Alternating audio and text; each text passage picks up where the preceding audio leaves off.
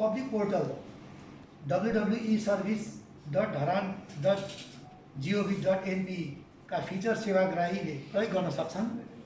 करदाताले यसका सुविधाहरू सम्पत्ति कर, व्यवसाय कर, बाल कर, मनोरञ्जन कर लगायतका सम्पूर्ण करहरू, दस्तुर तथा सेवा शुल्कहरू घरै बसेर दाखिला गर्नुका साथै प्रारम्भिक रूपमा मूल्याङ्कन समेत गर्न सक्नेछन्। यसबाट आफूले कति कर तिर्नुपर्छ भन्ने करदातालाई थाहा हुनेछ। करदाताको विवरण पेश भएपछि प्रचलित कानुन र दर रेटका आधारमा कर मूल्याङ्कनलाई रुजु गरी स्वीकृत गर्नेछ। तत्पश्चात करदाताले आफूसँग भएका विद्युतीय भुक्तानी प्रणाली, ई-सेवा, कनेक्ट आइपिएस आदि लगायतबाट भुक्तानी गर्न सक्नेछन्। अन्तमा धरान उपमहानगरपालिकाले स्थापना गरेको अनलाइन भुक्तानी प्रणालीमा आबद्ध भई सम्पूर्ण नगरवासीहरू सेवाग्राहीलाई सेवाबाट लाभ लिन हुन र स्वदेश तथा विदेशमा रहनुहुने सबै आदरणीय नगरवासी आमाबुवा, दिदीबहिनी, दाजुभाइहरूमा तथा यहाँ उपस्थित हुने सम्पूर्ण सञ्चारकर्मीज्यूहरू मार्फत धरान उपमहानगरपालिका यो सेवा शुभारम्भ भएको जानकारी गराउन चाहन्छ। यसलाई भरपर्दो र विश्वासिलो बनाउने क्रममा यहाँको सुझाव र चाहिँ सहयोगको समेत अपेक्षा धरान उपमहानगरपालिकाले राखेको जानकारी गराउन चाहन्छौँ। अघि हामीले भने जस्तै सुरुवाती चरणमा यसको प्रयोगलाई भरपर्दो र विश्वासिलो बनाउने क्रममा केही असुविधा र अप्ठ्याराहरू महसुस हुन सक्छन्।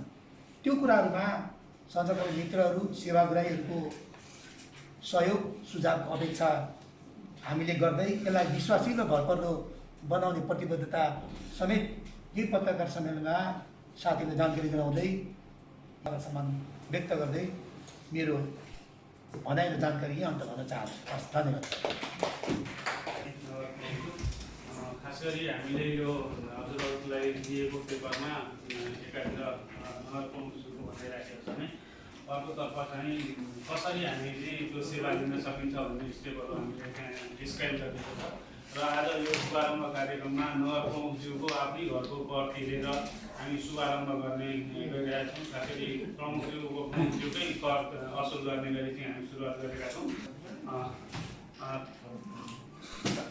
अघि प्रमुखज्यूले भन्नुभयो जस्तो दुईवटा यो कर प्रणालीका दुईवटा पाटो छ। एउटा चाहिँ नगरपालिकाको पाटो, यो चाहिँ कोर सिस्टम भयो। अर्को चाहिँ युजर पोर्टल भने चाहिँ ई सर्भिस भनेको छ। अनि हामीले हिजो अस्ति एउटा सूचना निकालेका थियौँ, हजुरहरूले पनि हेर्नुभयो होला कि नगरपालिका आएर इमेल र चाहिँ मोबाइल चाहिँ हामीलाई सबमिट गर्नु होला भनेर भनेको थियो। एकचोटि जस्तै यो हामी कहाँ भएको हामीसँग यो ट्याक्स धरान भन्ने हाम्रो सफ्टवेयर छ। यो चाहिँ हाम्रो कर प्रणाली हो। यसमा चाहिँ हामी नगरपालिका र वडाले चाहिँ यही प्रणालीबाट कर वसुल गरिरहेका छौँ। यो चाहिँ हाम्रो अनलाइन सिस्टम छ र नेटको माध्यमबाट हामी वसुल गर्छौँ। यहाँ गएपछि हामीलाई करदाताले चाहिँ प्राय कर तिरेको रसिद लिएर आउनुहुन्छ अथवा पूर्जा लिएर आउनुहुन्छ। हामी यहाँभित्रबाट थुप्रै प्यारामिटर राखेर खोज्न सक्छौँ। तर हामीले समयकोलाई सजिलो होस् भनेर के भन्छ, जुनसुकै साल कर तिरेको भए पनि एकताल कर तिरेको रसिद लिएर आउनुहोस् भनेर हामीले सूचना गरेका छौँ। त्यसमा हामीसँग दुईवटा कोड चाहिँ रसिदमा प्रिन्ट गरिएको हुन्छ। एउटा यो आन्तरिक कोड भनेको चाहिँ यो करदाता सङ्केत भन्ने, अर्को आन्तरिक सङ्केत भन्ने चाहिँ प्रिन्ट भएको हुन्छ त्यो रसिदमा। अहिले हामीले मेयर साहबको यहाँ यो सङ्केत नम्बर यो यहाँ हामीसँग छ। यो भनेपछि मेयर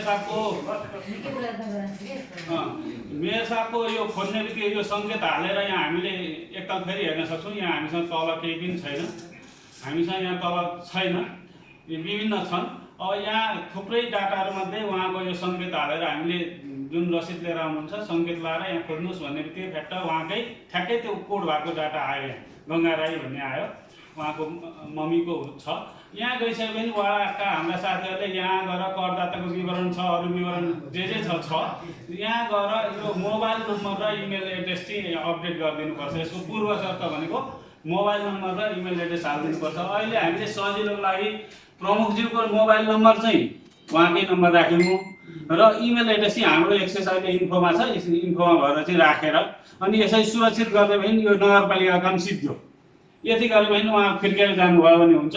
अब करदाताको पाटो छ, करदाताको पाटोबाट हेर्दाखेरि एउटा यहाँ गएर www.e-service.dhrn.gov.np हानिसकेपछि 1827 रुपियाँ गङ्गा राई सम्पत्ति कर 1827 आयो। यो सम्पत्ति कर निर्धारण मैले महानगरपालिका पेश गरेको विवरणको आधारमा भएको विवरणमा जानकारी छु। किनकि डिस्प्ले भएन यो अलिकति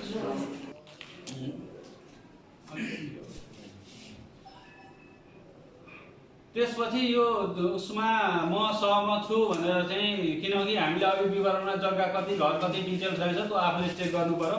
ठिक छ भनेपछि यो ई सेवाबाट म पेमेन्ट गर्ने भनेर अगाडि बढ्दैछु। यसलाई टिक नलागिकन यो अगाडि बढ्दैन, किनभने यो कन्डिसन चाहिँ स्वीकार गर्नुपर्छ। स्वीकार गरिसकेपछि अब यता यतिपछि यो सफ्टवेयरको पाटो सक्यो। अब ई सेवाबाट आयो, उसले भन्यो 1827 रुपियाँ तिर्नु पर्नेछ भनेर। कुन आइडीबाट भन्दाखेरि यो स्लो यो कनेक्सन भयो तारबाट छ। अब यसमा चाहिँ हामीले ई सेवाको आइडी हाल्नु पर्यो।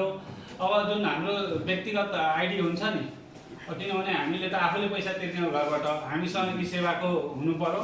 ई सेवा आइडी अब मेयर साहबको यो चाहिँ आइडी र तल पासवर्ड हानिसकेपछि यसलाई चाहिँ लगइन भनेर यो टाइम चाहिँ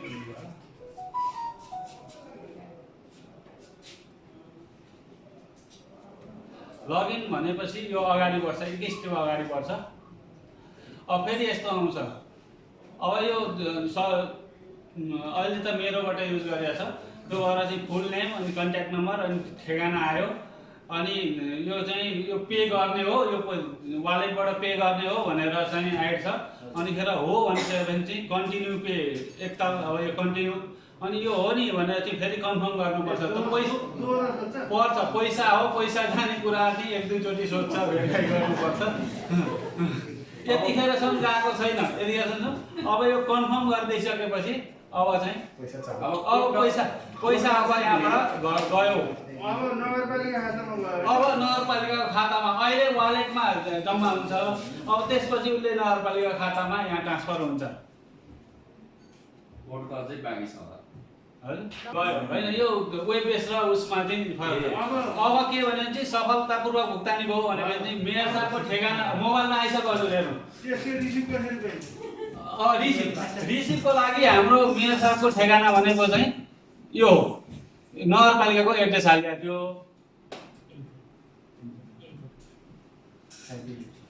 भुक्तानी बारे भनेर चाहिँ गङ्गा राई धरानुप महानगरपालिका यो मेयर साहबको इमेल एड्रेस हो। अहिले उहाँको इमेल एड्रेसमा आयो के गङ्गा राई धरानुप महानगरपालिका वार्ड नम्बर 18 नमस्कार, तपाईँले धरानुप महानगरपालिकाको नाउँमा तहसिल बमोजिमको गर्नुभएको भुक्तानी सफल भएको छ। भुक्तानी विवरण निम्नानुसार रहेको छ। सङ्केत नम्बर यो भन्यो, रकम 1827 धन्यवाद भन्यो। अझै बिल चाहियो, बिल यहाँ छ। यो बिल चाहिँ यसरी अब आफै प्रिन्ट गर्ने हो। यसको भेरिफिकेसनको लागि यो क्युआर कोड छ, यो नि हाम्रो चाहिँ सेक्युरिटी हो। किनभने कसैले अरू डिजाइन गर्न सक्छ, क्युआर कोड डिजाइन गर्दैन सक्दैन। यो चाहिँ यसमा छ, यो पनि अब यसै गरी हामीले अर्को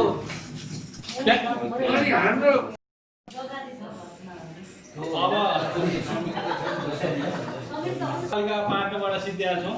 यता ट्याक्स पेयरको तर्फबाट चाहिँ e-service.dharan.gov.मा जाँदाखेरि यहाँ हामीलाई अब यो थाहा छ, उहाँको युजर नेम चाहिँ त्यो 304बाट सुरु भएको हुन्छ भनेर हामीले भनेका थियौँ।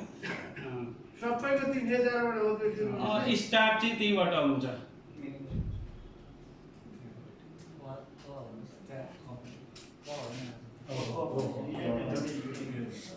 युजर क्रिएट गर्दाखेरिको पासवर्ड हो। यसरी मुरारी सुवेदी भनेर आयो, यहाँभित्र डिटेल करदाताको विवरण यहाँ जाँदाखेरि उहाँको व्यक्तिगत विवरणहरू यहाँ तल सबै छ। यसै गरी सम्पत्तिको विवरणमा यहाँ जग्गाको विवरण छ। यसरी गर्दाखेरि घरको विवरण छ। यसरी हामी हेर्न सक्छौँ। र भुक्तानीको लागि जाँदा यो ट्याबमा भुक्तानी भनेर जानुपर्छ। विगतमा बुझाउनु भएको विवरण पनि यहाँ तल छ। र यहाँ माथि यो सब तिर्नलाई चाहिँ 969 रुपियाँ उहाँले तिर्नुपर्नेछ। अब यसमा फेरि हामी भुक्तानीको विकल्पहरू छान्दाखेरि यी दुईटैमध्ये जुन पनि छान्न सक्छौँ। हामी ई सेवाबाट यो हामी अब फेरि हामी यो गइसकेपछि यो चाहिँ उहाँ आफू व्यक्तिगत रूपमा मैले गरेको ठिक छ भनेर चाहिँ स्वीकार गर्नु पर्यो र फेरि यहाँ ई सेवाबाट अगाडि बढ्नु पर्यो। ई सेवाबाट गइसकेपछि फेरि उहाँले आफ्नो मोबाइल र पासवर्ड, किनभने हामीले ई पेमेन्ट गर्दाखेरि ई सेवाको त मोबाइलै हुन्छ, यो 969 रुपियाँ तिर्नुपर्ने हुन्छ। अनि फेरि यहाँबाट अगाडि बढिसकेपछि यो उहाँले आफ्नो हाल्नुहुन्छ।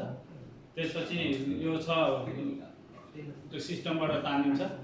सिस्टमबाट तानिसकेपछि फेरि यहाँबाट कन्टिन्यू पे भनिसकेपछि यो हो त भनेर एकचोटि फेरि रिकन्फर्म गरिन्छ। र अब यो गरिसकेपछि उहाँको मोबाइल र इमेलमा चाहिँ मेसेज आउँछ। अहिले चाहिँ उहाँको मोबाइल यहाँ छैन, किनकि पुरा छ मोबाइल नम्बर चाहिँ उहाँको मेलमा चाहिँ यो अहिले यहाँ हामीले हेर्न सक्छौँ। किन त्यसै आउँछ सर। अब यो पेमेन्ट सफलतापूर्वक सम्पन्न भएको छ। यसले हाम्रो सङ्कलन केन्द्रहरू छन् नि,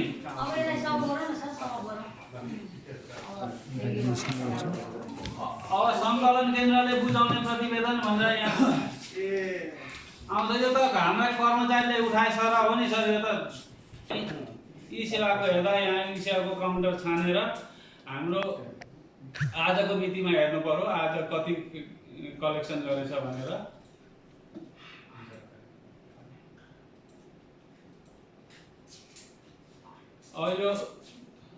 यो टेस्ट भन्दा अघि मेरोबाट चाहिँ 10 रुपियाँ चाहिँ व्यवसाय कर हामीले टेस्ट गरेका थियौँ, 10 रुपियाँ।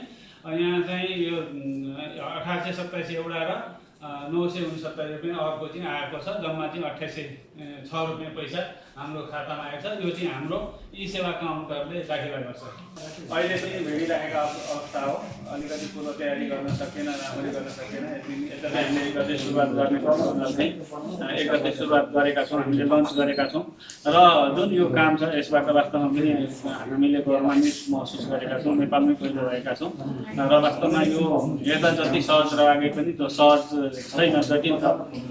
यद्यपि हामीले सुरुवात गरेका छौँ, कठिनता बावजुद गरेका छौँ र यहाँलाई सम्बन्धी राखिदिनु हुन म अनुरोध गर्दछु। यो नेपालमा पहिलो हुनको लागि निकै हामीले दौड्नु परेको छ। जस्तो यो अघि पनि कुरो आयो नि सर, होइन? यो आम सर्वसाधारणले यसलाई कसरी चाहिँ अब एक्सेसमा उहाँहरूको एक्सेसमा पुर्याउने, यो त निकै टेक्निकल कुराहरू छन्, होइन? प्रविधिको कुरा हो यो। अलिकति चुनौती चाहिँ के देखिन सक्छ? म अलिकति खास गरी यो वास्तवमा हामीले शुभारम्भ गरेका छौँ यो ऐतिहासिक कदम हो धरानको र स्थानीय तहहरूको लागि पनि। किनभने यो नेपालकै अरू 752 स्थानीय तहले अनुकरण गर्न सक्ने काम हामीले सुरुवात गरेका छौँ। यो हेर्दाखेरि सहज लाग्यो पनि असहज छ। र चुनौती भनेको चाहिँ वास्तवमा हामी कति सूचना मैत्री, कति चाहिँ हामी फ्रेन्डली छौँ भन्ने कुरा चाहिँ यसले देखाउँछ। हामी अधिकांश नेपालमा अहिले कनेक्ट आइपिएस भन्ने चाहिँ धेरै ब्याङ्कहरूले सुचारू गरेको छ र त्यो अहिले चाहिँ त्यो पनि अझै नौलो भइरहेको छ। हामी एकदमै कमले चाहिँ त्यो प्रयोग गरेका छौँ। ठुल्ठुला व्यवसायिक घरानाले व्यक्तिहरूले चलाए पनि हामीले चाहिँ चलाउने गरेका छैनौँ र त्यसको प्रक्रियागत अलिकति कठिनाइ भएर पनि होला अहिले चाहिँ ब्याङ्कले अनलाइन त्यो भेरिफिकेसन गर्ने गरेको छ। अब कनेक्ट आइपिएसले पनि सजिलो हुन्छ। ई सेवा त हामी यति धेरै फ्रेन्डली भइसकेका छौँ कि जेसुकै पेमेन्ट गर्नलाई पनि ई सेवालाई प्रयोग गर्ने गरेका छौँ। तसर्थ अब ई सेवाबाट पे गर्न सकिन्छ। तर रजिस्टर छ नि, जुन अघि हामीले चाहिँ एकाउन्ट क्रिएट गरेर कम्तीमा मेम्बरसिप चाहिँ ई सर्भिसबाट गर्नुपर्छ, त्यो चाहिँ अलिकति हामीले चाहिँ ओरिएन्टेसन गर्ने, शिक्षा दिने, त्यसका प्रोसेसहरू ब्रोसरहरू बनाएर अगाडि बढायो भनेदेखि अवश्य पनि धराने ट्याक्स पेयरहरूले त्यो गर्न सक्नुहुन्छ। किनभने हाम्रो अहिलेको जमात भनेको चाहिँ मोबाइल, स्मार्ट मोबाइल चलाउने नै जमात छ। त्यसले यसलाई कठिनाइ छैन। र अझ हाम्रो योभन्दा अगाडिको स्टेप भनेको चाहिँ हामीले मोबाइल एप्स नै बनाउँछौँ। किनभने अहिले यो त ल्यापटपबाट मात्रै अलिकति सजिलो जस्तो भयो। ई सेवामा चाहिँ यो प्रोसेस गरिसकेपछि मात्रै चाहिँ हामी कहाँ चाहिँ ई सेवाबाट पेमेन्ट हुने भयो। यो बिचको एउटा जुन ई सर्भिस प्रोटोकल छ, जुन पोर्टल छ हाम्रो, त्यो पोर्टलको युज गर्नको लागि चाहिँ हामीले एउटा एप्लिकेसन बनाउँछौँ, मोबाइल एप्स बनाउँछौँ। त्यो मोबाइल एप्स बनाएपछि अझ सजिलो हुन्छ र हामीसँग थोरै इन्फर्मेसनले हामीले धेरै सुविधा लिने गरेका छौँ। त्यो गर्ने बित्तिकै सबै करदाता चाहिँ हाम्रो नेटवर्कमा आउनुहुन्छ। किनभनेदेखि यो यस्तो सिस्टम हामीले सुरुवात गरेका छौँ, यसमा हामीले लक्ष्य राखेका छौँ। नागरिकता नम्बर लिने बित्तिकै नेपाल सरकारको जिल्ला प्रशासन अथवा गृह मन्त्रालय अन्तर्गतको इन्फर्मेसन हामीले प्राप्त गर्छौँ। पासपोर्ट नम्बर हाल्ने बित्तिकै पासपोर्ट चाहिँ परराष्ट्र मन्त्रालयको इन्फर्मेसन हामीले प्राप्त गर्छौँ। मतदाता परिचय पत्र हाल्ने बित्तिकै नम्बर हाल्ने बित्तिकै हामीले त्यो इन्फर्मेसन प्राप्त गर्छौँ। हाम्रा जग्गाका रेकर्डहरू हामीले देशभरको जग्गाको रेकर्डहरू हामीले प्राप्त गर्छौँ। त्यो सबै इन्फर्मेसनहरू चाहिँ अटोमेटिक जेनेरेट हुने गरी हामीले हाम्रो ट्याक्स पेयर कहाँ हुनुहुन्छ भन्ने पनि ट्रेसिङ हुन्छ र यहाँको ट्याक्स पेयरको कहाँ कहाँ चाहिँ प्रपर्टी छ भन्ने कुरा पनि ट्रेसिङ हुन्छ। यो चाहिँ वास्तवमा इन्टिग्रेटेड सफ्टवेयर पनि हो।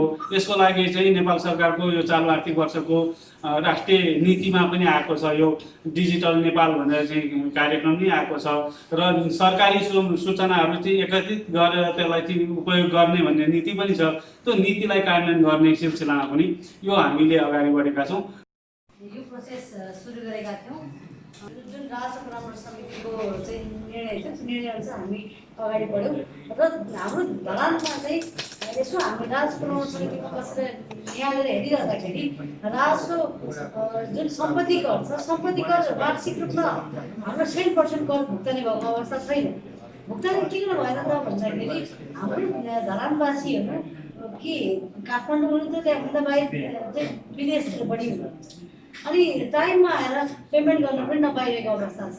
देश विदेशमा रहेका चाहिँ हाम्रा धरानीहरूलाई, धरानवासी दाजुभाइ दिदीबहिनीहरूलाई कर तिर्ने सजिलो माध्यम के बनाउन सकिन्छ भनेर हामीले सोचि नै रहेका छौँ र यो प्रणालीको सुरुवात हामी देश विदेशबाट आउनेहरूका लागि, देश विदेशबाट रहनेहरूका लागि कर प्रणाली यो अनलाइन पेमेन्ट सिस्टम जब सुरु गऱ्यौँ, सुरु नगर्दासम्म उहाँ जब नेपालमा फर्केर आउनुहुन्छ तब मात्रै धरानको महानगरपालिकाको ट्याक्स क्लियर हुने भयो।